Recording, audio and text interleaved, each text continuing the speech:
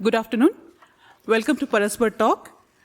The title of today's talk is Mobility and Mobilization in India's Northeastern Frontiers by Dr. Kaustubh Deka. Before we begin, like always, we'd like to give a brief introduction of the speaker today.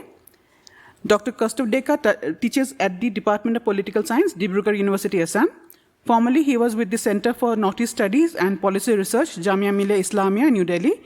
He has also been a recipient of the Public Policy Fellowship at the Hindu Center of Politics and Public Policy, Chennai, where he looked into the issues of youth and political participation in the context of India's Northeast. He holds a doctorate from the School of Social Science, Jawaharlal Nehru University, New Delhi.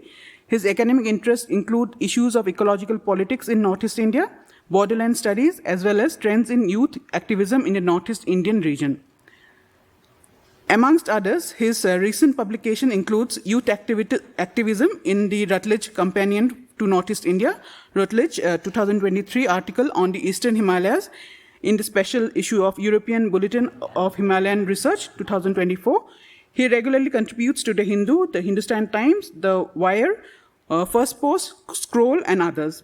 Currently, he is piloting an Indian Council of Social Science Research, a New Delhi-sponsored collaborative research project to study the transformation of indigenous communities in Arunachal Pradesh, India. We are pleased to welcome you to our institute and request you to give your talk. Very good afternoon to all of you, and special thanks to Dr. Vitasta for this kind invitation to this prestigious institution that we have been hearing a lot about. This is my first visit to this institute.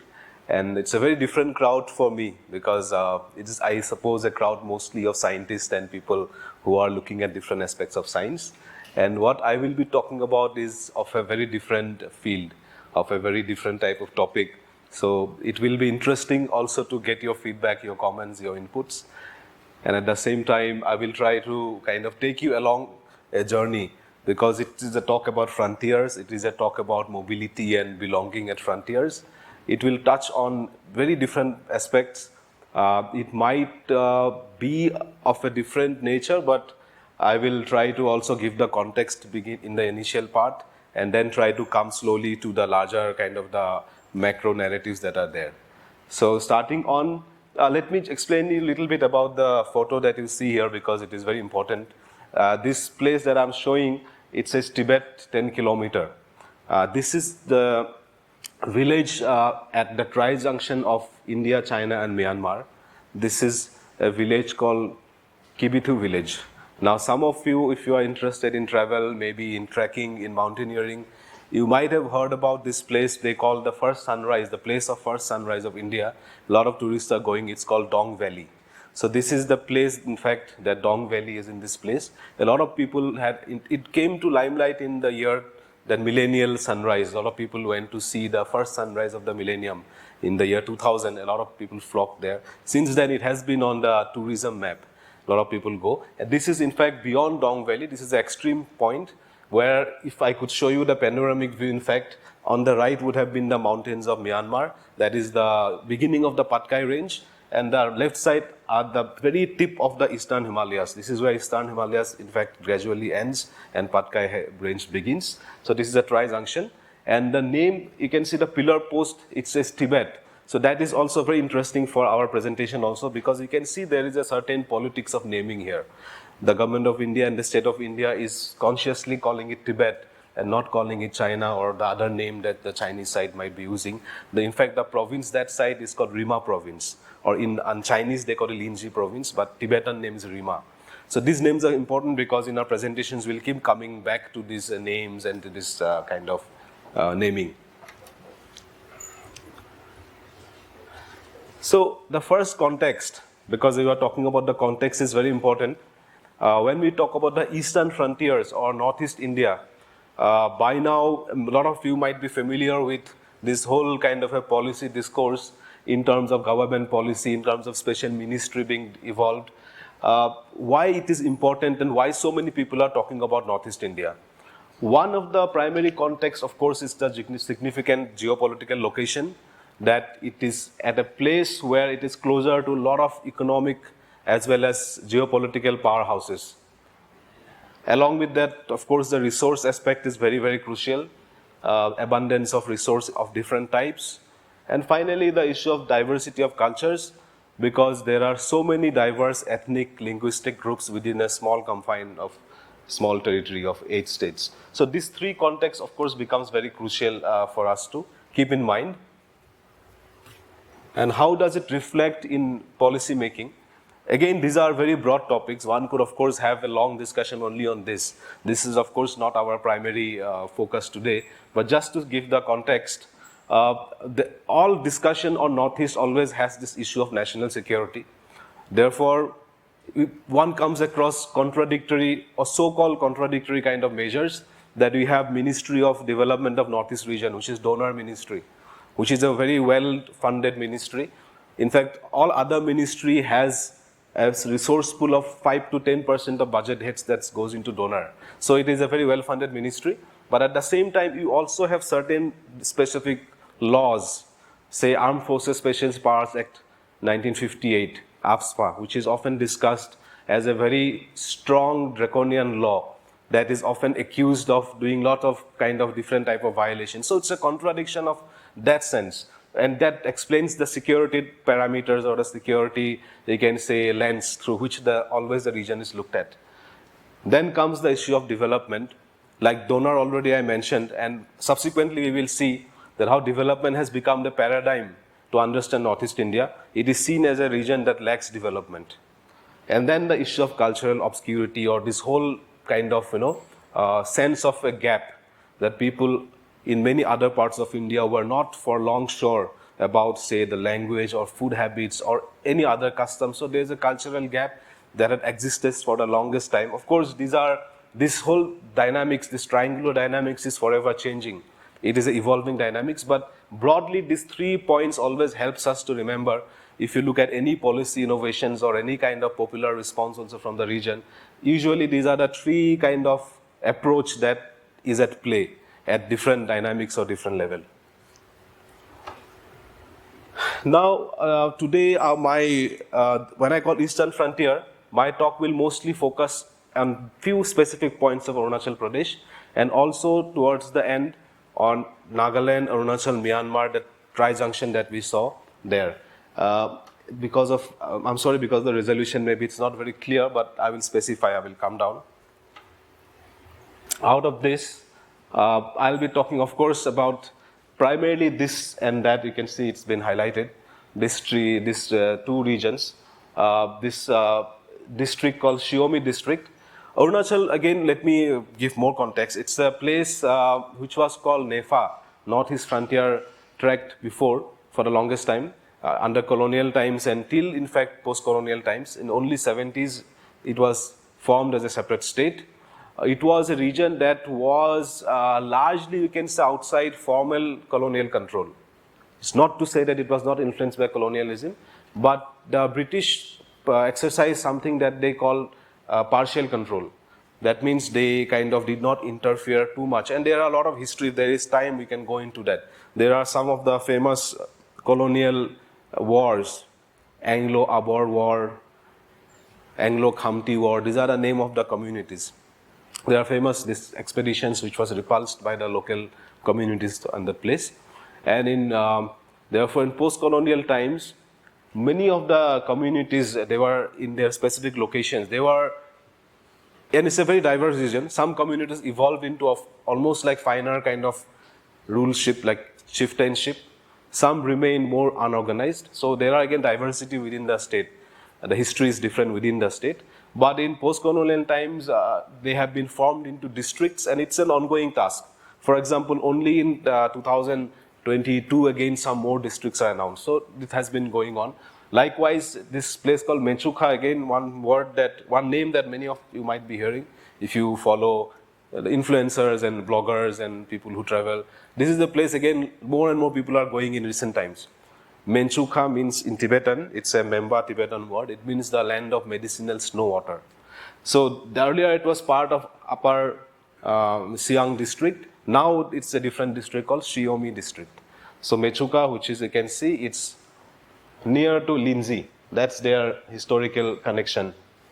And the other place that, in fact, the photograph that I showed in the first photograph that said Tibet 10 kilometer. In fact, actually, you can see Tibet is actually 10 kilometers, and Rima is the old historical spot for the Tibetans. And this is called Anjao district. Again, earlier it was part of Lohit district, now it's Anjao district. Lohit, the name might click with someone. Lohit we know it because of the river Lohit, and it's a very famous pilgrimage site called Parashuram Kund. Some of you might know. That is where river Lohit enters India. It just enters the plains. Not India, in fact, the plains. It enters India here near from Rima here. We'll show photographs of that. So that dynamics. So basically, what we have to remember is that Arunachal is home to people who traditionally or historically, in fact, have existed on both sides. Their homeland was not only here, and this red thing is the McMahon line, that famous colonial line that was drawn on the map, dividing India and China. But as we will see in the discussion, that line is not as fixed or not as permanent as we think. And that's the whole problem starts from there. Because these are home from the Mechuka, Memba people. Let's get into that. So this landscape you can see is very different. It's kind of very high mountain, but semi-arid high mountain. But of course, this is in winters. Right now in spring, I have photos of spring also. It very green, lush greenery like meadows. This is in winter, just before snowfall. This was in December, and in January usually snow comes. And this is a town scattered around. This is India's one of the last landing ground. Indian Air Force has a very big advanced landing ground, which they call Advanced Landing Ground, ALC. So that is there, and this is in fact near the airport. So Mechuka town is built around that. And the villages are there inside. We'll go to that, and this is the approach that you can see. So this is inhabited primarily by a community called Memba community. Membas are mostly in numbers. More Membas are inside Tibet now, in the Linji province that we saw before. And they are lesser in number in Indian side, and there are also other groups, of course. There are Adi people and so on. So what I'll do in this talk now, initial part, I will just give you snippets of conversation with 3 individuals. And why these 3 individuals? Because these are 3 individuals who are well into their 70s or 80s, people who have seen the evolution of things, and their memory is very interesting and very crucial for us to understand how things are evolving. And through the 3 accounts, then we'll come to the larger macro policies or larger policy context and evolutions. The first person, unfortunately, he passed away some months back. Lakpa Sona, he was, they write, Membas, most of them write Sona, by the way, that's the title most of the Membas write. So Lakpa Dorji Sona, he passed away in his 90s. He was the oldest Memba living in Mechuka or elsewhere. He had very interesting stories. He used to tell me that I had the fortune of meeting him 2 times, and I was supposed to meet him again, then he passed away, unfortunately. So he basically used to talk about his stories about how they used to go carry some of the things like salt and you can say jewelry, gems. These were like these trading items they used to have with the other side. And he used to also talk about he had his one side of his family there. He used to joke that he had a lover in Tibet and he will still go and meet that lover before he dies, and all this kind of very jolly person. So he used to, of course, he did not, unlike Arunachal, as you might be knowing, Hindi is almost like the state language. It's very, very used. But he did not know much of Hindi because he belonged to that generation, who was like, who has this life connection with Tibet. So he was in fact telling me about this border kind of this special passes where they used to go and all that. So you can see, this is Mechuka. And if you see on your maps, in your phone, in your iPhones or other maps, this is how they used to show the way. This is that Linji province, this district called Bei district, which is the closest point from Mechuka into China or Tibet. You can see that Google Map will show you an option to go. You have to go from there, cross Myanmar, cross Thailand, come to Cambodia, Laos, and then come back to. So this is the modern option. that this is how you go. And this is how people like Lakpa Sona used to go. But interestingly, although it looks so disconnected here, but are there some local connections? This was a video that had gone viral and it was quickly taken off the internet again. This was this one person, gentleman, who had climbed up and apparently he had crossed over. He claimed that he had crossed over. And this video had no sound, no noise, nothing, silent video. But these words used to keep flashing. Infrastructure development, like these words. He's trying to show that the members on the Chinese side has achieved a lot of development and infrastructure. He's just showing. The video is like some 15 seconds video. No voice, but he just shows like that and these words keeps flashing. And it came out about 2019-20, about the same time when that visit to that Lakpa Sona. So it's interesting because this is not a one-off kind of case. The name that you can see, that Tapor Pulam, he's a person from the next village of Mechuka called Monigong. So there, what happened is that this case had become very big. If some of you, I don't know, might have remembered, because the parliament MP from Arunachal, he had raised this case in parliament and media really picked it up. Because it was accused that he was abducted along with another person. He was abducted by PLA from the border. And this was not the only case. It had been happening because they say they are the hunters and they kind of go. And this case of Tapor Pulam also showed that this whole thing of mobility, that it means different thing to different people, and that people do cross over. Now this crossing over is very interesting because when we talk about mobility, this crossing over from the people's point of view and crossing over from the state point of view is very different. Of course, there is this lot of now discussion. People are writing about it. People have come out, villagers or like relatives. In fact, the daughter-in-law and son of Tapor Pulam is still fighting his case.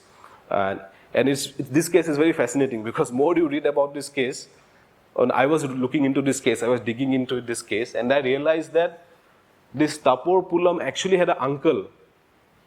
And his uncle had actually lived, he was in a Chinese prison for 7 years. And that man in the village is called the Chinaman. That old man is still alive. He is called the Chinaman because he was in Chinese prison apparently for some 7 years. Then he came back. And because of that, this family is still hopeful that it's possible that if you go missing, that you are still found after some years. Though initially I was thinking that why they are still so insisting, because now it's been 7 years. This is 2018-19, so 5-6 years. There is no news. There is no official acknowledgement from either side that whether he has gone missing. But the family is still fighting. They give press statements. They do press meeting and all. Then I realized, of course, they have this own family history that their uncle had gone like that for 7 years. And the thing they use, of course, these are all on record. What I'm telling you is nothing, say, classified or something like, these are all on record that there are investigative actually pieces done by some of the journalists have done these cases. So there are this thing about civil assets, like how the military also sometimes uses people like him, there's local hunters. And we know that this local intel is very crucial input for the military. And we'll come to that, why it is so crucial, the local input, when we go to the our next place. Next, we go to the Walong sector or Anjao district, the other place that I showed you in map. Now, this will be also very interesting for some of you to know that sometimes we think of Arunachal or Sino-Indian conflict from 1962 or maybe before 1962, but definitely as a post-colonial kind of thing between India and China. But it will be very interesting for you to know, of course, some of you, of course, might be knowing that this goes back a long way, at least in these places. Now, this place called Walong or Namti Plains, it's also called as Namti Plains sometimes. You can see it's a very strategic kind of between the mountains, it's like a plains, again another landing ground for Indian Air Force. So, this conflict dates back to the Qing dynasty. And this is where this person is called, Zhao Erfrang, sometimes called Zhao the Butcher. People who knows about modern Chinese history, who reads about this conflict, immediately will know the name Zhao the Butcher, because he's known to have massacred thousands of Tibetans. Because his army, the Qing dynasty army under him as the commander, they came as much as to the present day Walong in India.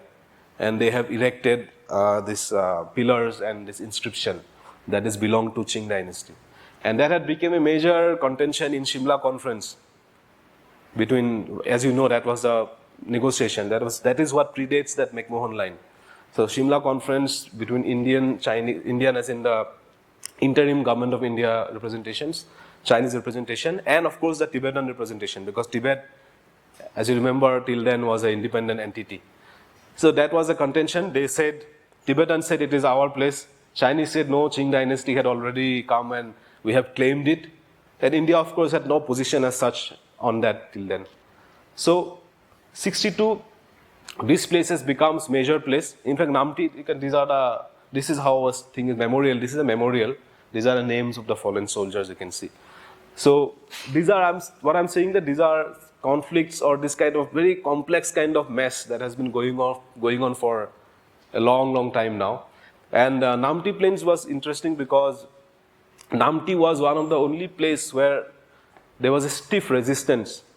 Indian army, unlike say Mechuka that we showed, and Mechuka I did not go into those slides because today's talk is not on that, but I have again a lot of information and slides on Mechuka also on how the army incursion happened and which is the directions that they took.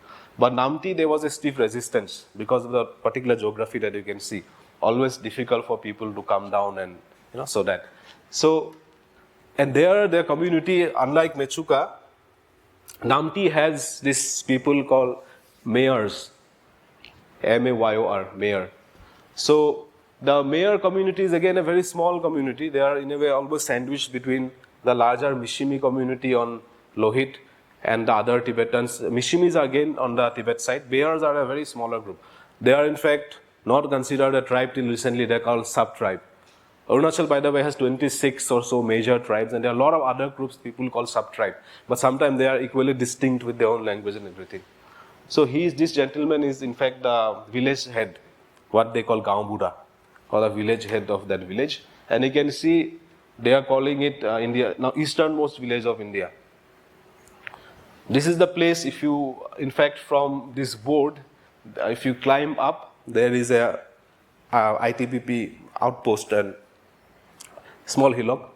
If you stand there, that landscape is very, very interesting because on three sides there are three countries. Like on your front, of course, there's India. But you can see the Chinese outpost just at a distance of maybe 1.5 kilometer. Like from naked eyes, you can just see. It's like the face-off is that clear. And then right side, we have Myanmar, that beginning of that Patkai Naga Hills. And in fact, the tallest peak of Myanmar. In fact, as per the information, that is the tallest peak of South Asia. That Hakbatu Razi peak. Almost 6,000 meters snow peak. So that is on the right, that is Myanmar. There's a Kachin province of Myanmar. On the left side is of course, Tibet. Left and front is Tibet or China, whatever you call it. So it's that type of a very significant kind of a place. And what he says, he talks about a lot of different things, how the place is changing, etc. But he says that how local input or the local participation is very crucial. This is, of course, as many of you might, whoever have read about these things or follow this type of conversation or study, this is always acknowledged even by the security kind of personnel or army that, of course, it is not possible to completely track or completely patrol the borders, and the ecological landscape is such. The same river will be entering India once and again will be meandering out to China. So the ecological pattern is very complex. So local hunters or the traditional knowledge of the landscape is very crucial. And they continue to kind of treat the landscape as their own. So those are very interesting insights, and you will see how it matters. And the third individual, after this I'll come to the policy discourse, Biren Supul. He is again in his 90s. This hen he has is an artificial hen. It's a wooden hen. In 1962, the China incursion, he was a young man, Like him, he is a Mishimi. He's a Mishimi man. Mishimis have 3 clans. He is a Mizu Mishimi. There are Yidu Mishimi, Mizu Mishimi, and Yobins. There are 3. So he was a porter for the military, and in the process, he says there was a landmine blast and he lost his hand. So he also has very interesting recounts and stories to say. And he talks about the Mishimis and their Mishimi oneness across border. Now, there are Mishimis, of course, we all know there are Mishimis. Like I told you, many communities, in fact, most communities of Arunachal, there are people of the same community on the other side. So Mishimis on the Chinese side, because of the policy of the government of China historically, or at least in the initial years, was to, of course, curb the practice of rituals, instill some kind of apathy towards religion, etc. Later, of course, the Chinese policy changes and they allow this type of faith system or other things for different purposes. That's a different debate or different discussion. But what interestingly happens with Mishimi, and again here technology plays a role. I don't have the photos here, but maybe later I can show. With the proliferation of digital spaces, digitization, social media, etc., Mishimis on 2 sides can also connect through that. And what is happening is that those Mishimis, and Mishimis, mind you, like many other indigenous communities of these areas, the local rituals remains very, very crucial. Mishimis are known for that, in fact.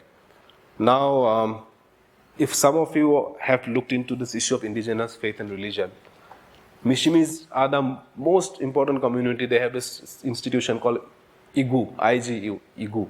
Igu means shaman. Some of you might be knowing shamanism or shamans. Or you can say whichever way, like they do rituals for the soul and etc. So it's a very intricate kind of a belief system. Sometimes we just call it animism in a very simplifying way, but this is actually more than that. So Igus are very much thriving and very much in practice in Indian part of Mishimis, but in part of Chinese Mishimis. Of course, first of all, you have to remember one thing, although I'm calling Chinese Mishimis, China won't call them Mishimi. In current of Mishimis, they call it Deng. Likewise, every tribe on the Chinese side has a different name that the China has given them. So the Igus are very important for them also, but they have lost that practice because of some few decades of the state operation. They lost it. So because of that, they feel that their souls are not being cleansed. Their death ritual is, for example, their death ritual is very important for them. They believe that if that is not done, they will not be liberated, all that. Like many communities, right? That's very common to South Asia. So now what they're doing, that these Mishimis also feel it's their duty. It's their holy duty or like a moral duty to help. So despite, at one hand, this very hostile militarization, say these 2 nuclear neighbors, but there are this subtext. There are the underlying kind of this cultural kind of this connections or this subtext that is happening. And so that is, again, so far we saw these 3 types of things. People crossing over because of hunting, because of their ancestral fields are there. This cultural kind of things are also happening. And of course, it is also useful sometimes even for the state or for the government. So this thing we have to keep in mind to make sense of the frontiers. Because frontier, sometimes we think, in our image of frontier, we think it is like a heavily militarized, there will be sentries standing with guns and soldiers with weapons and a searchlight. So that is actually not how frontier is. And this, in fact, this is a frontier. If I tell you this house, if I tell you that part of this house belongs to Myanmar and part of this belongs to India, you might be surprised. Because this is a famous house, this belongs to, now we have come further down from Arunachal. We are coming now towards Arunachal-Nagaland border. Because again, see, this state boundaries also is very interesting. Like how international, I said, the boundary itself always is very ambiguous. Within Northeast also, boundaries are not very hard and fast and rigid. If we say Nagaland and if we say Arunachal, we should not think that they are completely different things. There are a lot of communities who are in both places also. There are a lot of Nagas who are in Arunachal. So likewise, it always happens like that. So this is a place called Longwa. Again, some of you might know. This is very, I'm realizing now while I'm talking, I'm realizing that many of these places I'm talking about have become very happening and very hip places. Longwa, you know, because people visit that, is exoticized. It says it's the land of headhunters. People across the world are coming to take photos, and it's called land of the headhunters, the last headhunters. That is how it is marketed and exoticized. Like the land of first sunrise, the dawn. So places that I'm talking about from a very different perspective, but also has this fame, so-called claim to fame, as the headhunters place or sunrise place and all that. So this is called the land of the headhunters, the last headhunters, community called Konyak community. So their chief, they have this practice of chieftainship. And chief, I mean, is not a small village chief, it's like king. They call them Ang. Ang means actually king. So he rules over hundreds of villages. So this person, the chief of Longwa, Ang of Longwa, half of his jurisdiction actually falls in Myanmar, the villages that pays obedience to him. And mind you, these are very intact system. This tribal allegiance and these customs are in many ways very intact. Okay, of course, not to say that nothing have changed and there is not touched by modernity and all that, but somehow the belief system is so tied down to these issues of chieftainship and all that. So this Ang's house, in fact, famously, his bedroom falls in India and drawing room falls in Myanmar. And the house, in fact, has two flags. Myanmar and India flags are there at the front. So, therefore, this frontiers, therefore, it's vulnerable, but it always involves flow of goods and service. You know, I mean, people have been coming, going, that certain flow is there, which might not be immediately apparent, but there is a dynamics that is there. So now we move on to the next part. We kind of looked into these three accounts of these three individuals.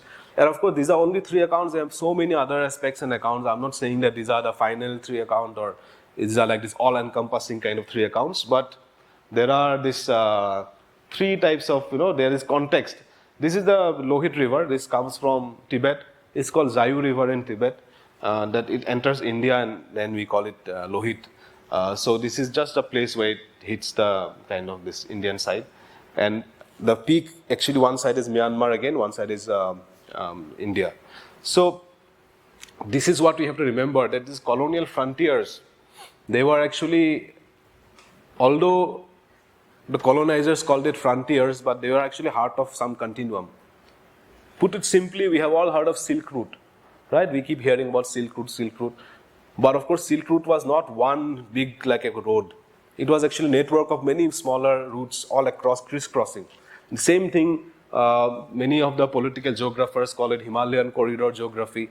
Some people call it pathfinding. There are different concepts and different terms people use. So this continuity is very interesting to know that how this continuity continue to make sense. And this, of course, is one of the root cause of it, that how many communities felt that they were not even oblivious. They are oblivious that the boundary has come in their land. So they saw a pillar. So that means this is India, this is Myanmar, this is India, this is China. So that act continues to have some effect. And the environmental, social and political cost, which again we will see in subsequent slides, that is very important. This political and environmental cost, that continues to haunt the post-colonial state. The post-colonial state has to negotiate with this cost.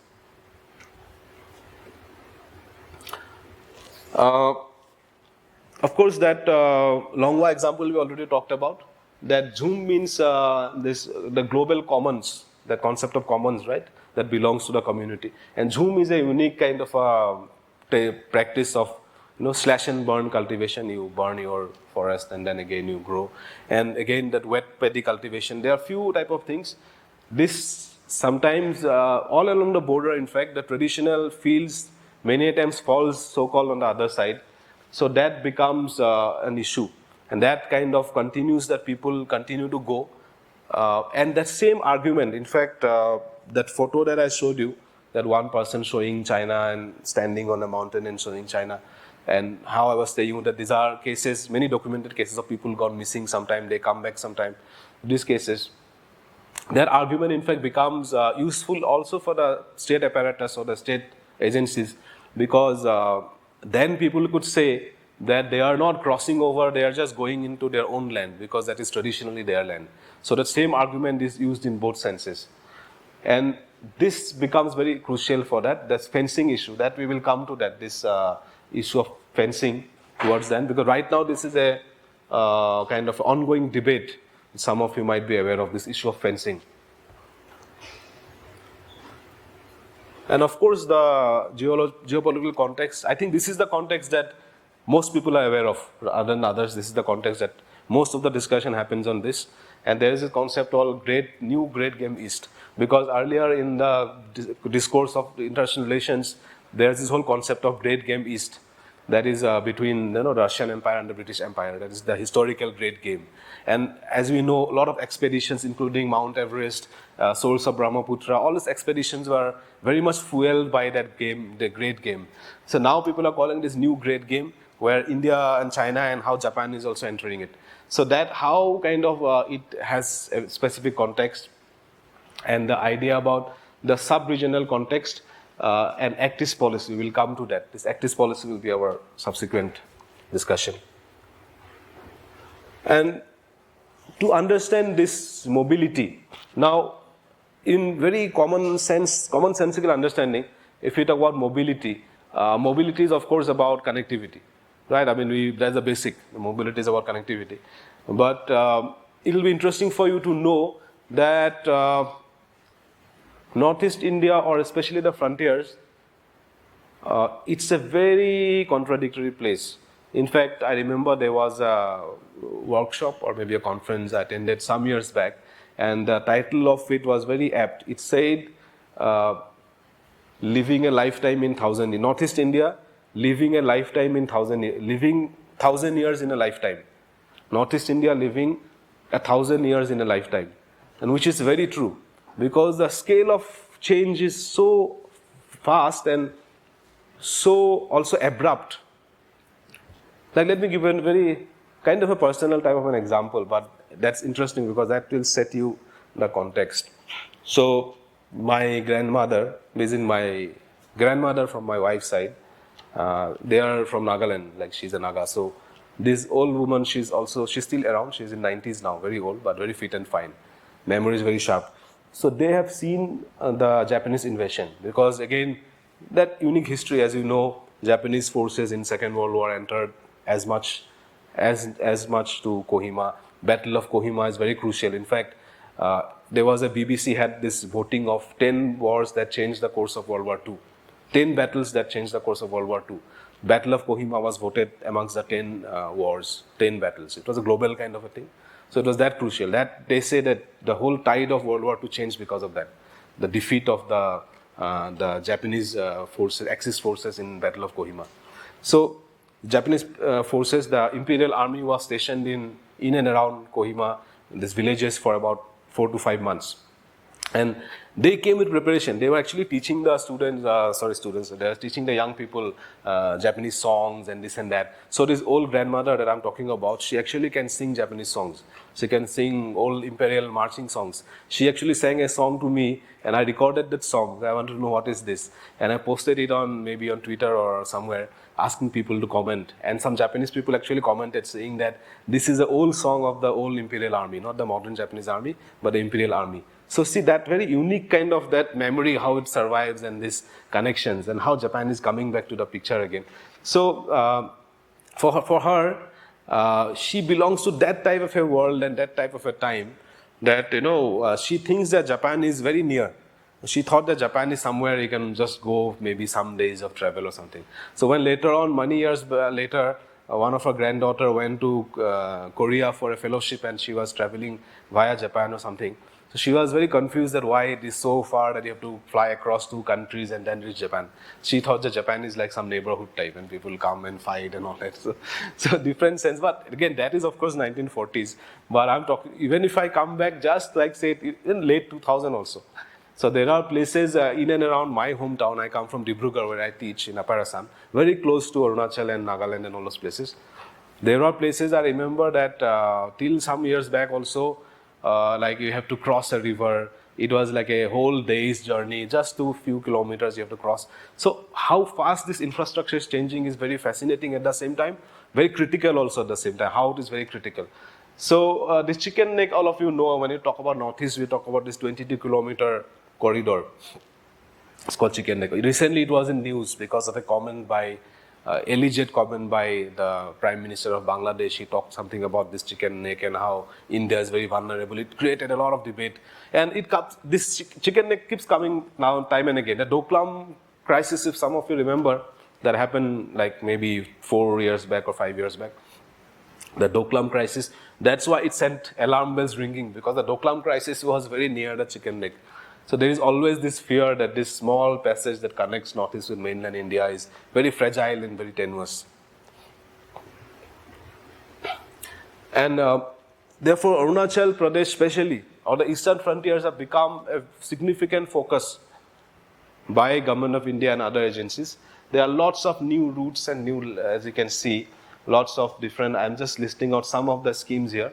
But this Vibrant Village program, if you remember that board that I showed you, that Kaho village, that village with that chief with the kid on his back, that is part of this VVP scheme. So what they are doing is that it is basically trying to claim these spaces and reverse migration and all this thing. And Arunachal has these specific programs to develop the border regions. And you can see a lot of this, these are smaller hydroelectric projects, but there are bigger ones.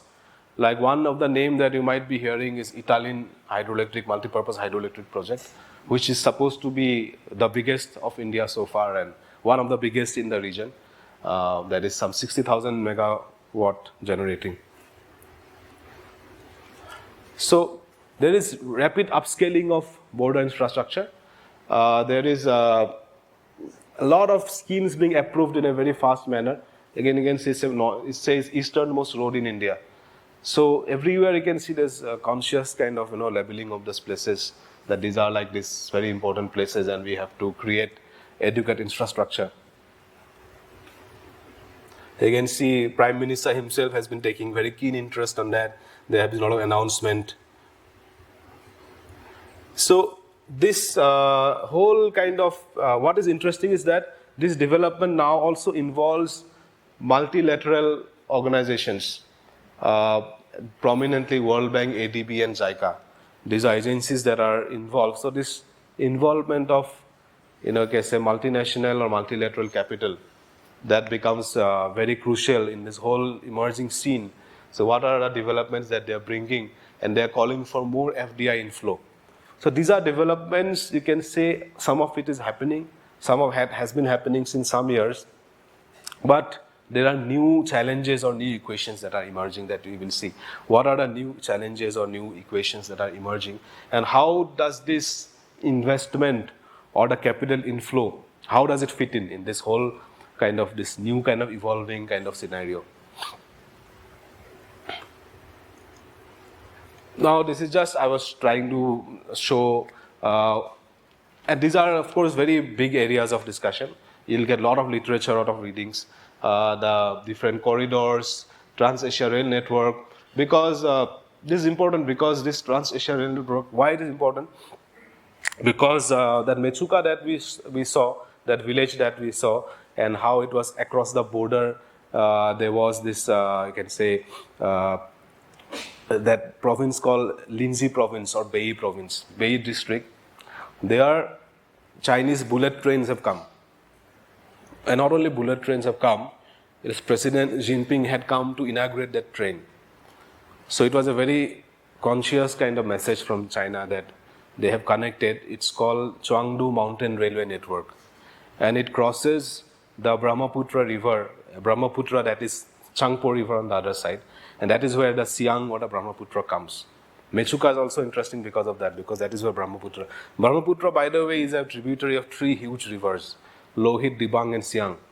And it becomes Brahmaputra only once it enters Assam. Before that, it is these three big rivers. Lohit river, as I showed you already from Tibet, it's called Zayu river, that enters from this Anjao or this Kibitho village. Other one, Siang, enters through this Inkyong and Mechuka, in between Inkyong and Mechuka, and Dibang enters through another passage. So their Chinese infrastructure upscale is kind of at a very high level. So this rail networks and this other kind of cooperation that India is getting into is also perhaps in some way propelled by that type of a situation also. So therefore the whole context of geopolitics remains very crucial. But the question is, of course, there are consequences of this very fast evolving infrastructure discourse. Now, this river that I am showing you, it's a small river. It's called Kamlang River. So, this is a place where a lot of oranges grow. It's an orange belt. Some of you might have heard about Dambuk Orange Festival. Like, how people, these are a festival. Arunachal is known for, in fact, more like Zero Festival. Some of you have heard of Zero Festival.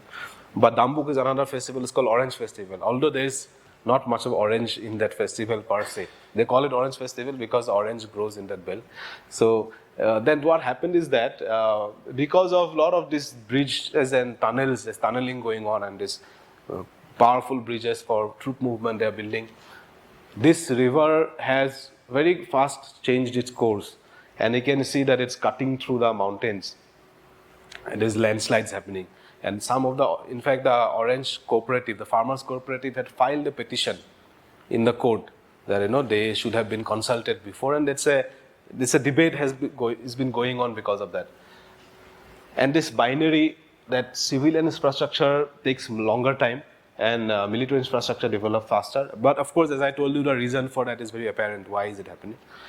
But that has created this debate also. That, whether kind of, there should be some type of a balance and consultation. So there are a lot of study, there are scholars that looks at infrastructure. That is, infrastructure has become a key word of a lot of study. And many people have seen that it's become actually a mechanism in which so many parties are involved, a lot of stakeholders are involved. And things are influenced around the flow of capital for infrastructure. In fact, I had written a different paper somewhere else, and I called it, I remember the title of the paper was JCB as the Himalayan constant. And this is something I realized. JCB, as you know, is the name of the company that has these earth diggers. It's called, in Assam and elsewhere, we just call it JCB. Nobody will call it earth diggers or something JCB. So JCB is something which I was talking to other friends from other parts of the Himalayan belt, including, say, Himachal and all these places. Everybody said it's true. I mean, everywhere you go, that is one thing you will see. Some JCB is digging some road or is stationed on the road. And in fact, I have a different photo. I think it's in a different slide. When I went to this place, this is before Kibitu. So when I went, I remember in the early morning hours, I started my journey. There was a JCB coming. So I just randomly took a photo. And when I reached that place also, by evening I was reaching there, sunset almost, again I saw another JCB crossing. So I took that photo also. I was like, this is so symbolic, like at the beginning of the journey also, you find this at the end of the journey also. It's like paramount, like, you cannot escape. And one friend was telling me, one friend who is in Himachal was saying that, how people are fascinated, like he was saying that his small nephew, class 3 or 4, they were asked that because nowadays kids, they want their birthday cakes to be of a shape, say Masha bear or some shape, right? So it seems that the kid was saying that he wants his cake to look like a JCB. So it's like that, there's fascination with these machines.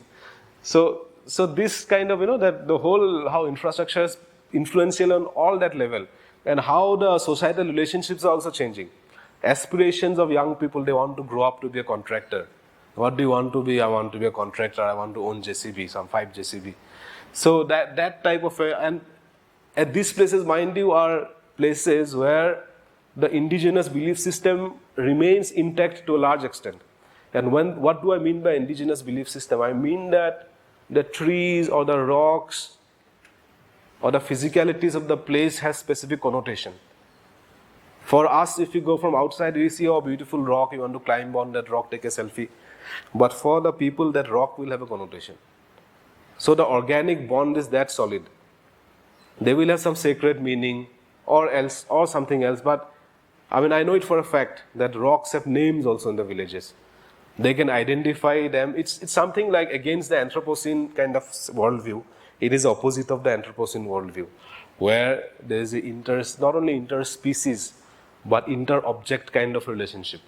So it's a different type of belief system. And that is how those things are changing, and it changes. Because if you are from that type of a community, which has that, supposed to have that kind of organic kind of a bondage, but now you are in a place or a situation where your profession or your daily everyday activity is to cut those rocks or blast those rocks. So how do you reconcile with that change? For example, like I said, I talked about ancestral field, agricultural field. And some of the mountain villages, again, mountain villages are of two types, right? And again, it has to do with your past history, your warrior kind of a past, about your security. So some villages, they prefer to be in the top. So their fields are always down. They have to walk down to the fields. Sometimes they are near the river on the plains. The fields are on the terrace cultivation. So different types. But many times the village is on the top and the paddy fields or the farms are a bit below. So there are these folk stories and songs that talks about, when you walk to your farm, and as you know, the roads are mostly winding in the hills. You go walking in winding in circles. It's not a straight, like you're not climbing down on a straight way. You climb like climbing down winding ways. So there are songs and there are belief system, there are folk tales and all that talks about when you walk to the field, you get to see the face of your beloved in 40 glimpses. That many times. Because one time you'll disappear and again one time you'll come out. So it's like your love stories are also scripted around it. But right now, because of the modernity and infrastructure, I'm not saying, let's keep aside good or bad, but I'm saying that those things are completely gone now. Now you just take a car or a vehicle, you are in your field in 10 minutes. So how it all kind of comes as a package, when these things will change. So the vibrant village scheme that I talked about already, that this board says VVP. This is again that Kaho village. So this basically talks about how basically the frontiers and state are not formed at one go. This is an everyday process. And this is something, again, we have to contrast with when we talk about the discourse of citizenship, for example, in the subcontinent. We usually tend to think that partition as a rupture. That partition happened and it is a rupture and created these two types of citizenship. But in these places, it's almost like an everyday process. It's like a continuous negotiation. And in this, different people play different type of role. And in this, militarization also kind of changes its shape. Now, this is village called Kibithu, and this is called, it's not visible, it says easternmost bakery of India. And I remember I had written a paper called Bakeries in Borderlands, because this is a bakery run by a local self-help group in association with army. And this is an army outpost below, and this is a board by army, it says, it's a selfie booth. It talks about the different type of places that are there. There is a counter with a kind of a army sentry standing here selling things, coffee mugs and all. I bought a coffee mug. So that type of a new kind of approach that military is trying to do, it's a way of also kind of nationalizing the spaces. It is kind of, trying to say that, this place is fine, you come and you take photo. So this new type of aspiration, and tourism, of course, is a very important factor here, because both of the old gentleman in Mechuka who passed away, as I said, his family, his son actually runs one of the early homestays, which has now grown into a very famous and popular kind of a homestay. And the other person, the Gaonbura, that village man, he also runs a homestay. He's in his house. It's one of the few. That place is new to tourism. And the old man with his wooden hand, his son also runs one of the own few homestays in his village. So this tourism, militarization, and new type of aspirations, that these are the elites of their societies now. All these are elites of their societies because they have access to outside knowledge. They are kind of getting this new type of job. So these three things, these are going kind of hand to hand. So in this very micro context, Now, how to understand the macro context now? So, many of you know about Act-East policy. We all know about Act-East policy, and now, in fact, it's decade old. Like people like us, and of course, before me, other scholars who are talking about Northeast India. I mean, we have been talking about Act-East policy for the longest years now, because it was called a game changer, and said it will kind of transit the frontiers, will become now corridors of growth and progress. What is to be just highways will become headquarters. All these words are used. And I said the great game is so that will take a due kind of dynamics with Act-East policy. And Act-East policy is forever evolving. It was called OoC-IISc. First name was OoC-IISc when it came. With the NDA regime, now it's called Act-East because they're trying to show as more proactive kind of approach. And now these photos, although they are like just say a year or two old, the dynamics are so fast shifting that some of these things will already become, sound will become very challenging or something that's very untenable or maybe of a very different nature. I will not go into the details of what are the claims or what are the advantages they were trying to, government or other agencies were trying to say. But suffice is to know that I'll show you this photo. Now, this was taken by me, say in 2016 or something. I had a presentation. This is a park called Stillwell Park, and Stillwell Road was the name of a very famous road. Was constructed during World War II by General Joseph Stilwell of the Allied Army commander. This road was connecting. You could have seen if it was coming properly. This board actually says it's a place called Lido in Assam. Lido is known as the coal town. It's the headquarters of Northeast coal mines. It's an old coal mine town in Assam, Upper Assam. And this road starts from Lido. Sometimes it's called Lido Road, therefore. It's called Lido Road also. That road starts from there, ends in Yunnan in China, in Kunming in China. And therefore, the whole Kunming initiative, some of you might have heard of this thing called Kunming initiative in late 90s. So it passes through Myanmar. This lists actually distance to different towns. Lido from that Sagaing in Myanmar, Mandalay, then likewise it ends in Kunming. So this was in 2015 and 16, and these things were very much discussed, a lot of optimism that this is going to change everything, change dynamics, a lot of optimism. And this was taken by a friend last week. I asked him permission to share. This friend went there and took it last week, and there are more photos. Actually, there are other things. There was a very nice kind of a map, and in his photo, the map is now torn, it's lying on the ground. So, certain optimism is like, is in 10 years, certain optimism has met this type of a kind of a fate or consequence. Not to say that these initiatives have come to an end, but I'm saying certain things, like Stillwell, for example, has become now more difficult because of certain reasons. Of course, Myanmar, as we know, what's happening to Myanmar. And that takes me to the next passage, next slide, is that Free Movement Regime or FMR. FMR was the system, it was an understanding between Government of India and Government of Myanmar that for a buffer zone of 25 kilometers, there will be access to people of both sides without, say, any official passport or visa, with some simple entry. So that will be allowed. That had been scrapped just some months back, in fact, in February.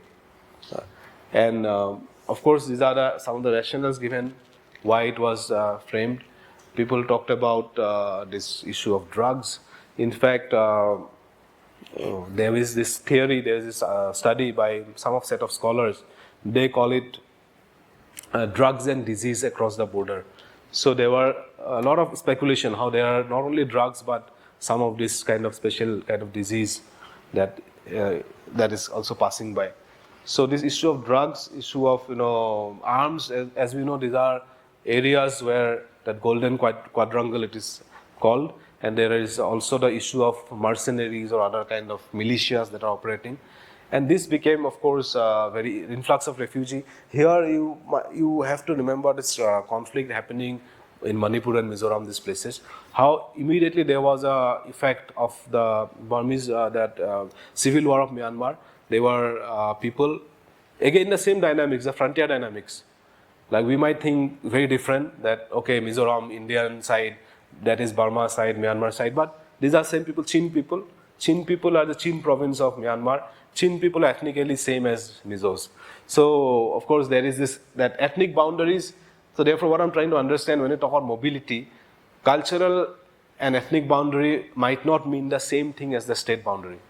And the state boundaries, therefore, always have to negotiate and grapple with that fact, how to negotiate with that uniqueness or that difference.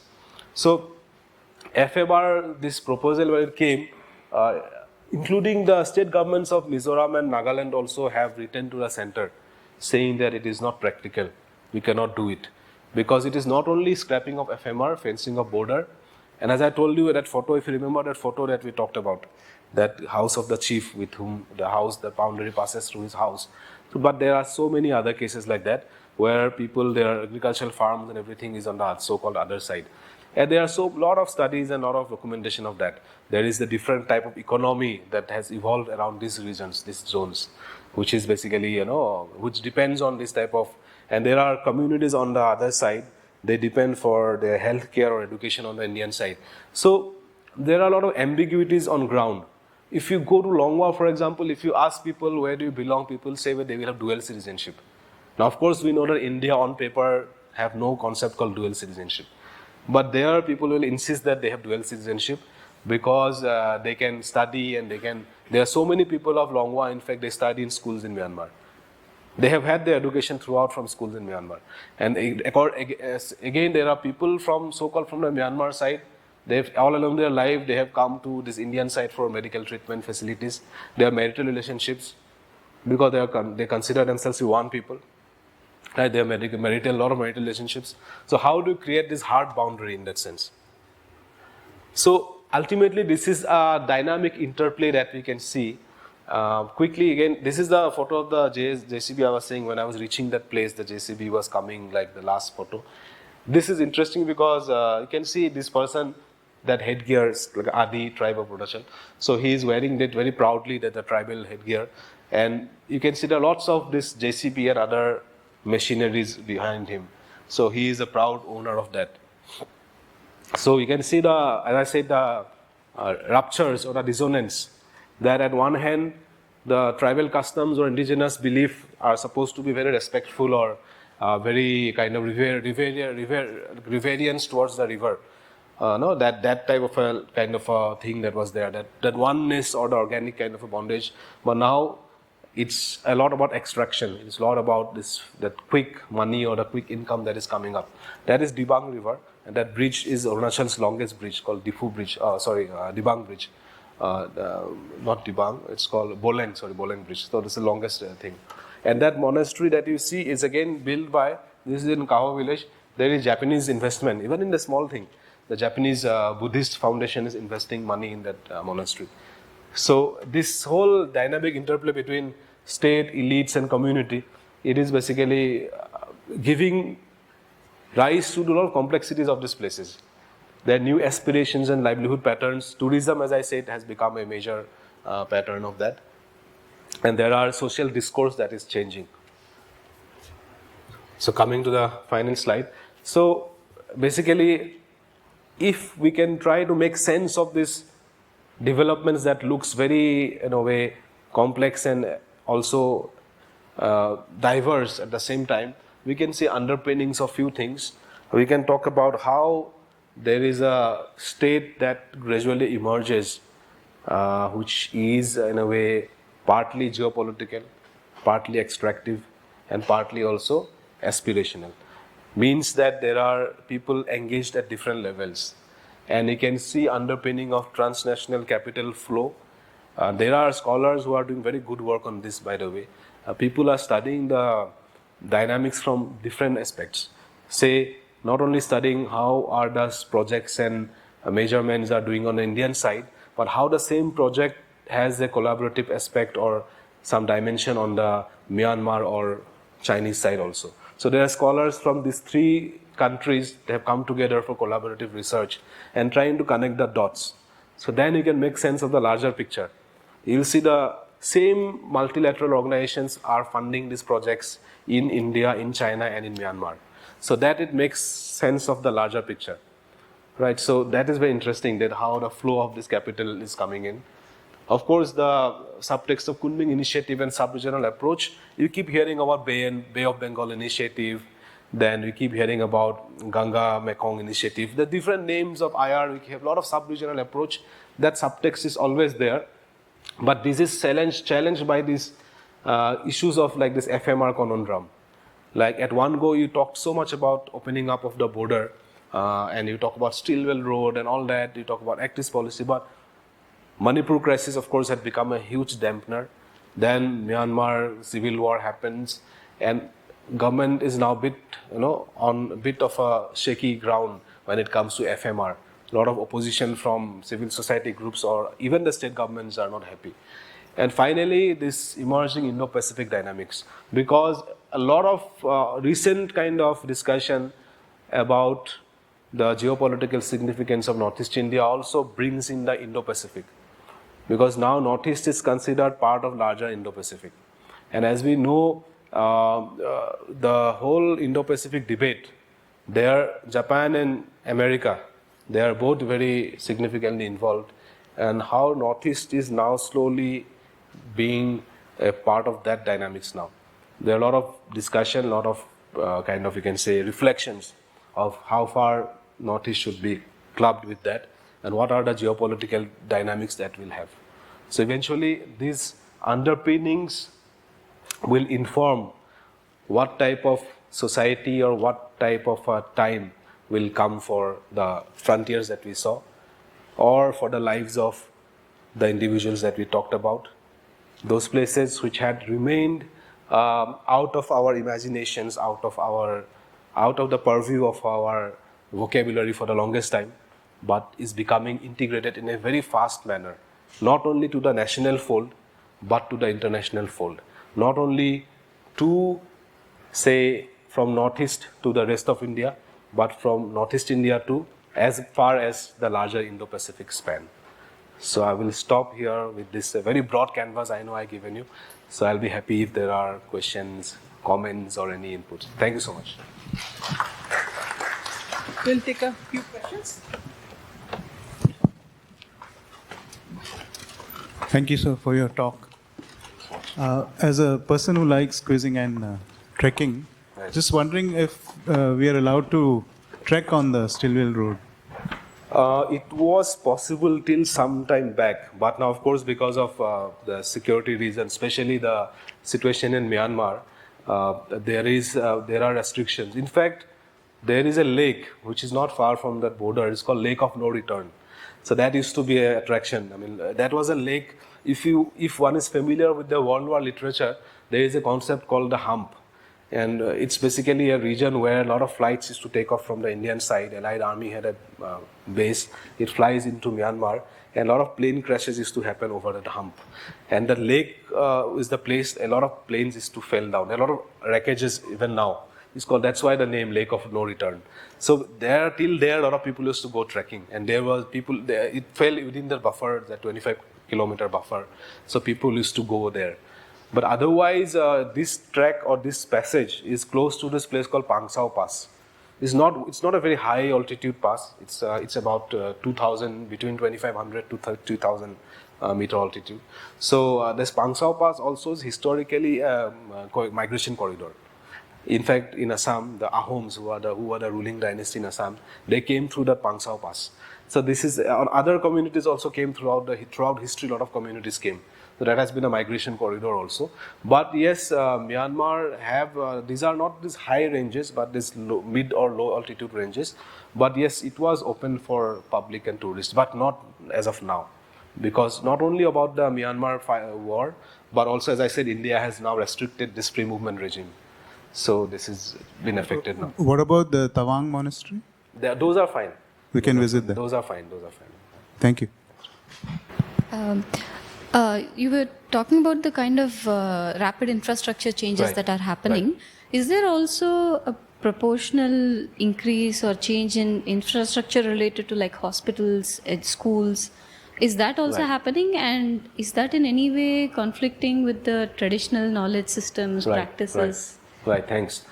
Thanks for asking, because that's an important aspect, and that's why I was talking about the binary between military infrastructure and civilian infrastructure. So of course the focus is on connectivity and the military kind of infrastructure, but of course there are those initiatives that are undertaken many a times by the army itself. Say army hospital or army is opening school. So in that, as a byproduct of that infrastructure, this is happening. But that remains a issue of concern, that the primary focus is, or investment is, on connectivity from strategic viewpoint. So those places are being developed more, which is seen as strategically more important, not necessarily where there is more population or more need. So Arunachal, for example, has places. Otherwise, Arunachal is, of course, as you know, the least populated, sparsely populated state. Right? Its landmass is huge. Within Northeast, it's the biggest state in terms of landmass. But population-wise, it is very sparsely populated. But then, of course, there are areas where it's densely populated within Arunachal, and there you might have very few per capita, say hospital or schools and all, no colleges or high school. So the priorities. So priorities, of course, about the connectivity from the military point of view, and that is creating some other like military health camps or schools and all that is there, right? And indigenous knowledge system. That's interesting, because of late there is a attempt or realization from the government of India that one has to talk about indigenous faith or indigenous. One is, of course, the medicinal practice and all that. Like AYUSH ministry, for example, talks about a lot of these medicinal practitioners. The shamans that I gave the example of the Mishimi, some of the shamans are also now listed as traditional practitioners of medicines and all. So under that there are schemes and all that they organize, this training camps and all. But not the flip side, but the complicated part to that thing is that now what is happening is that now there's a distinction between which are the indigenous faith and which are not the indigenous faith. And Northeast is also a place where a lot of conversion has happened due to whatever reason. Right? So Arunachal has a sizable population which is also Christian. So that angle or that dynamics has come up now, the division between that, right? I mean, who are the indigenous people of Arunachal, whether their faith will decide, right? So that issue has come up now. Hi. Yeah. So thank you for your wonderful talk. And I have one question about the animal migration patterns in this region. Annual or animal? Animal, yes. Yeah. And also about the human-animal encounters in this region. Sure. So if you could speak on it, it will be great. See, that answer will depend, because as I said, Arunachal is very diverse, right? So that will depend on the particular location, on high altitude location. But let me focus on the places that I talked about. Of course, one of the primary reason is that why people cross over is grazing, cattle grazing. Because in the high altitude, many of them are yak herders, and they need to go for grazing for high altitudes, and that has always been their traditional way also. And this is one complaint that a lot of people have, that kheti mein or that gaubura, that the person who I was showing photograph, he was telling that the ancestral grazing lands were now completely inside China, which he remembers even as his own lifetime he had gone.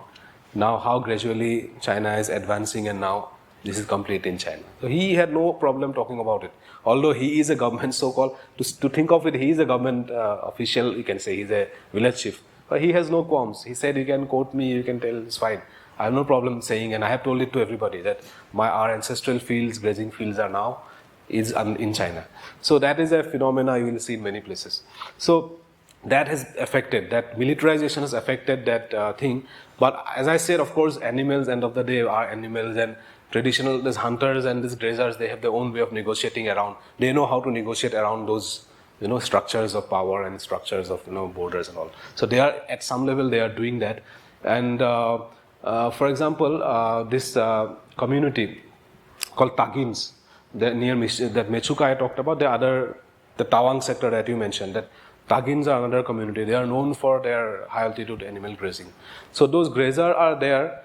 But not only this geopolitics, but of course climate change is also affecting them, Right, so that is another factor that their pattern, the seasonal pattern is changing.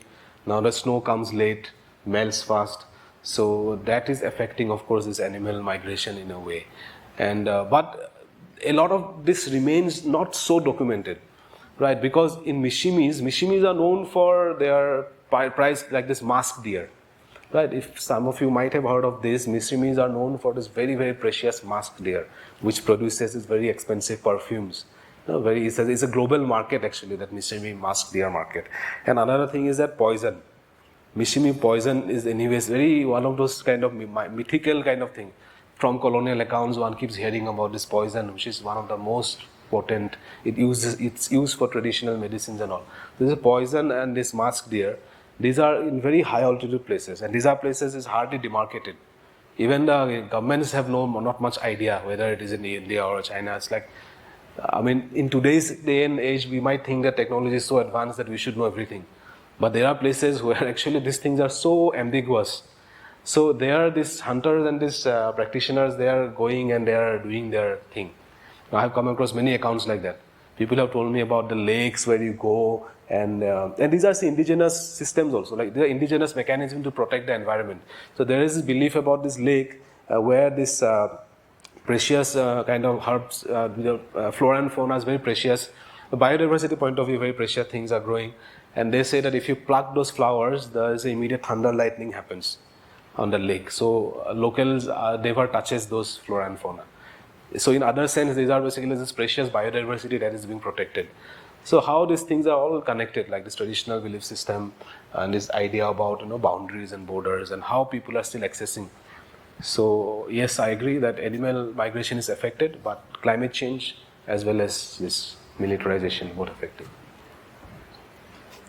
Hi, thank you for the talk. Before this, I just wanted to ask about the situation that people in Northeast in general find themselves in, and how they view themselves in the grand scheme of geopolitics, politics of India, being border states, right. Their tribal identity often superseding state identity or even national identity. So how do they see themselves in this scenario? Right.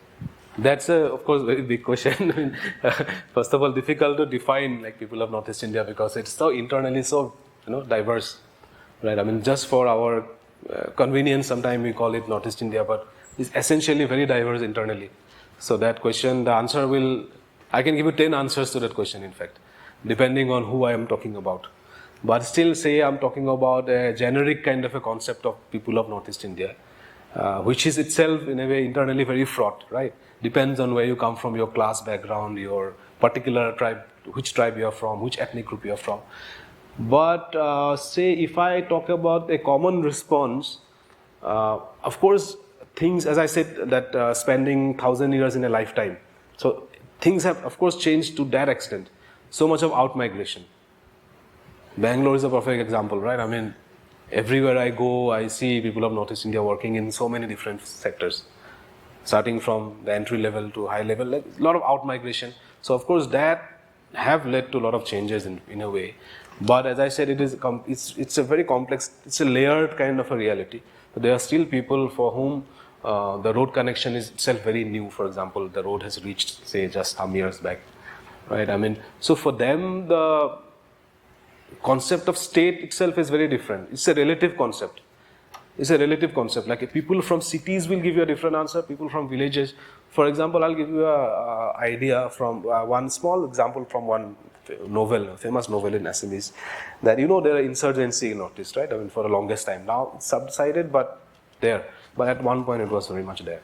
So there was this example of this militant or a young guy who has gone to the village because they go, and these are the places that I showed, that transnational kind of nature, that was one of the factors that was helping militancy and all that, because people could cross over and go to other side. So they used to go from this type of region, which is like a very interior region. So this boy who is from urban place, but he thinks that he is being oppressed and he doesn't want to be in the Indian Union, all that, so that ideology. So he's going for training, he's going to the interiors. So the person in the village, he's from the other state, when he went. So he was very curious and confused that why are you fighting? What do you need? You already have electricity, you have roads. You have independence, that means. Look at us, we don't have electricity, we don't have roads. So what are you talking about? Why are you fighting? So it's that relative concept. So within Northeast India also, that's the relative concept is there. But of course, as you can see, more and more young people are coming out to study, to work in different capacities. Of course, the integration is there now much more. But now and again, conflicts erupts. Now, Manipur, for example, it has gone on for so many months, not months now, more than a year, and it has taken a heavy toll.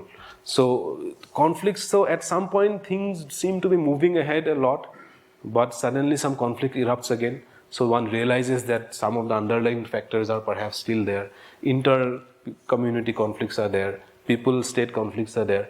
So it's at this point I would say that of course at one level things are moving fast. The integration of Northeast with the rest of India, whatever integration might mean, it can mean so many things, but it is more complete at a more advanced level.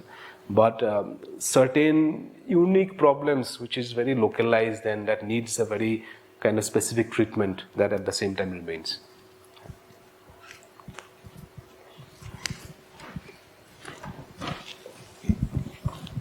Yeah, thanks for your talk. I had two questions actually. One is we all know about China's expansionist, approach, right? So, if you could give us a perspective from a local standpoint and from an academic standpoint, how bad that is, or the impact of that. That's one question. Right.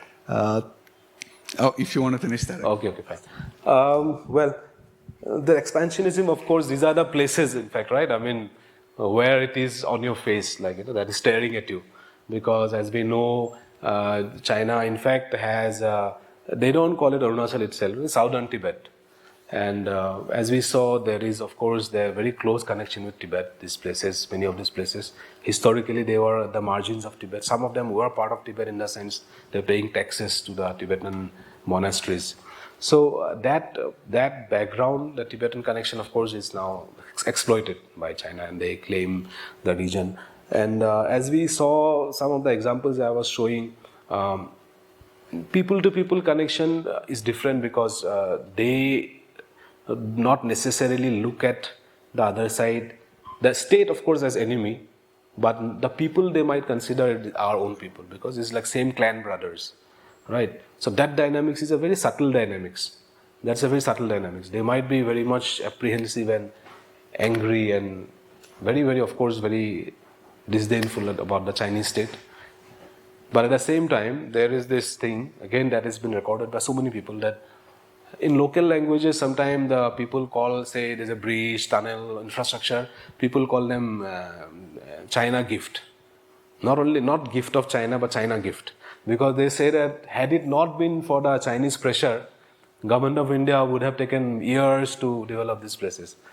They say that it is a good thing that the pressure is built that we have this road or we have the bridge. It is a common thing in Arunachal. It's a China gift, they will say. This is a China gift that we have a new bridge or a new tunnel. So that angle is also there. But as I said, of course, the locals are apprehensive because they feel that how Tibet, the persecution of Tibet, they say that this cannot be our fate and we don't want to be persecuted in the same sense. But at the same time, that understanding is there that perhaps it is our own people are also there at that side. But that is not to be equated with the proximity to China or people being, say, close to China. They are two different things. But people are well aware of this dynamics that India, China, and they people don't want to become, in a way, sandwiched also into that. So that way, yes. But is it a worrying concern? Yes. I mean, like I said, that person who went missing, the MP from Arunachal was raising it in the parliament many times, and now and then also Arunachal MPs, that is their constant kind of a position that they have to, the other part, rest of India has to wake up to it. That it's like that concern that the danger is kind of growing, so one has to be very much kind of aware of that. But I'll add something to that. So how global scenarios changes so fast. So now the Trump announcing these tariffs and all. So again, that might change India-China dynamics also because now, India-China might be almost on the same side of that. So this geopolitics is like that. So there's nothing permanent in that.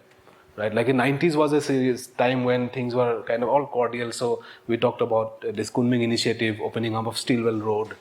So it seemed that, India-China will kind of in a very pragmatic way will look at Northeast.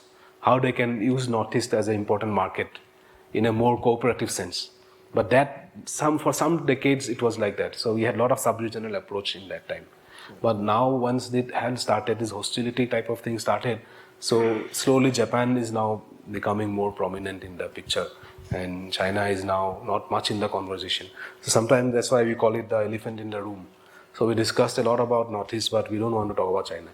Whereas especially for these places, for Arunachal and Upper Assam, China is it's a reality that one cannot ignore.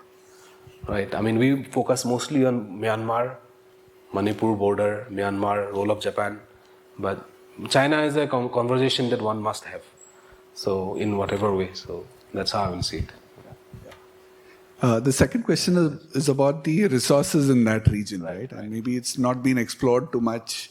And so what are some of those initiatives? Is the government really looking at, probably tapping into that? And how does that play out with the people there? Because I'm sure they are, conservative. They probably are averse to, some of this. So what's your take on that? So the resource debate also it dates back. Like there are scholars that actually talks about this frontier as a resource frontier. That in colonial times it was in fact envisioned as a resource frontier. So it is a frontier. Frontier by definition means that it is a bit far from the mainland, right? I mean that can have different set of dynamics. Rule of law can be also relaxed. The people might have different set of rights and all that. Comes with a connotation, that word. So it was called resource frontier because name it any big resource that was precious in colonialism. Most of it was found here. This was the place where oil was found. In fact, the first oil refinery of Asia, which is Digboi, which is in my hometown, Dibrugarh. It is in Dibrugarh district. So it is a heritage refinery now, more than 100 years old. That is where they say that oil was discovered. Then coal field that Lido that I was talking about, that is where the big coal field was there. So oil, coal, timber, that was colonialism was all about timbers. So the scientific plantation of timbers. Arunachal, in fact, a lot of it was about timber plantation. So, and other resources along the way it kept coming. But what has become now most contentious is the issue of hydropower. Right? This kind of, again the China issue is important there because there is this type of hydraulic kind of geopolitical conflict between India and China. Both are trying to claim that who will be the bigger dam.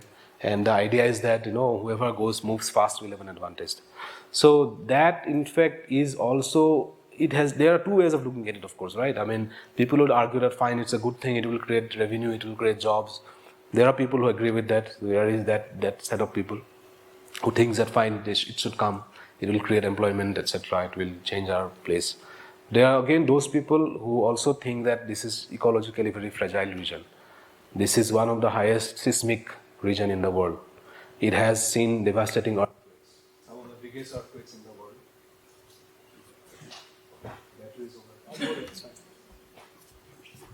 Yeah.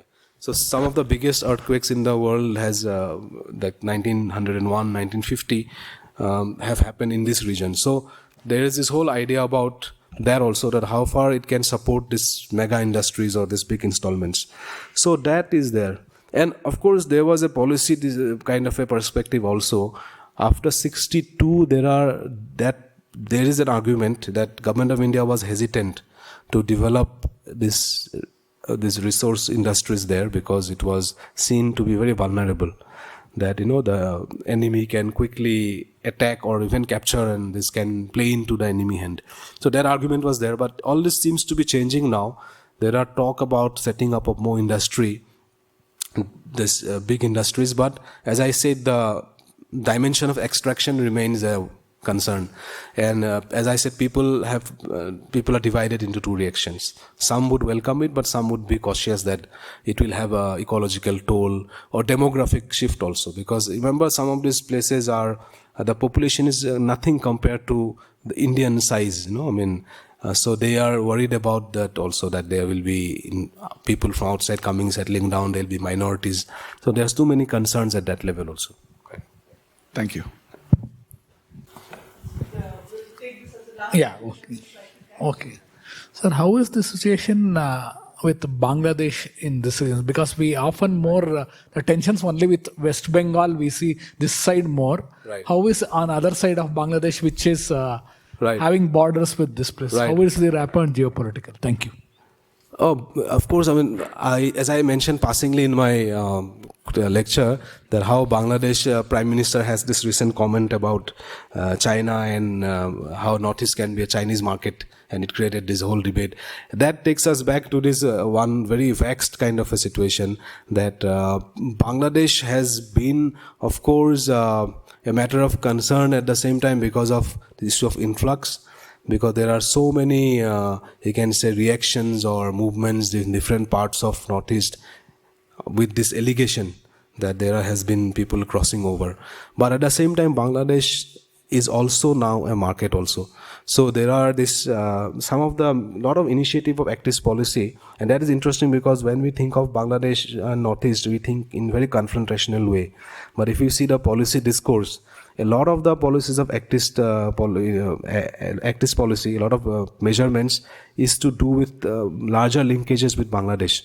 Tripura, for example, which is directly at Bangladesh, with Bangladesh, a lot of initiative of activist policy is kind of creating sea access through Bangladesh from Tripura.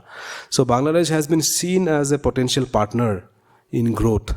But of course, with the recent kind of instability that is going on, so it's, as I said, these are the challenges for this neighborhood first policy for India, because Myanmar at one hand, now Bangladesh, so this neighborhood is in kind of trouble, and this will mean, it's too early to say, but it might mean some changed priority for Northeast India now. Okay, we'll end the talk here. Thank you, Kaustubh, for taking out time from your busy schedule. He has a flight to catch after this talk, and we rarely get to hear this kind of talk in our institute. So thank you so much for bringing all these discussions, these debates to our institute. We have a small token of appreciation from our office. My colleague Ranjini Rangunath would present you the memento. Thank you so much. Thank you. Please join us for tea outside.